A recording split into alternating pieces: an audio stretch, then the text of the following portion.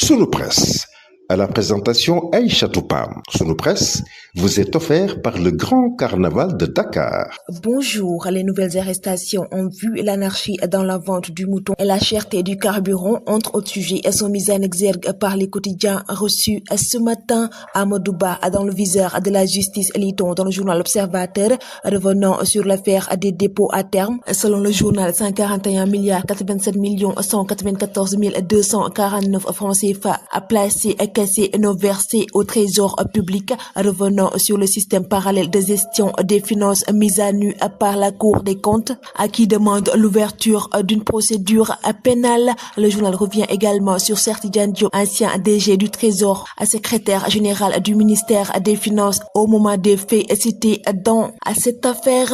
Vers de nouvelles arrestations, lit-on dans le journal Walf Quotidien, revenant sur la ramification dans l'affaire Farba Ngom Amadou Sall. Wally Seck, un fils de Amadou Ba, dans le viseur du procureur. La section de recherche fouille le lotissement BOA, revenant sur l'enquête des gendarmes qui entre dans une phase décisive, lit-on dans le journal Libération, en revenant sur Farba Ngom, extrait de prison hier et interrogé. Le pôle judiciaire financier embouteillé, lit-on dans le journal Les Échos, revenant sur les compétences nationales, infractions exclusives et concurrentes. La pléthore d'infractions affectées au pôle judiciaire financier, le surabondance des dossiers et le surpeuplement carcéral. À connexion mortifère, lit-on dans le journal Enquête, revenant sur la relation entre politique d'âge et comptable dans un contexte de reddition des comptes d'âge comptable et un lourd tribut, revenant sur le droit de vie et de mort des politiques sur les fonctionnaires. Le journal Le Quotidien revient sur les industries extractives et met à sa une Birame Souleye tape sur les ICS et encense CGECO, revenant sur les déclarations de Birame Souleye qui estime que le Silex appartient à l'État et les ICS doivent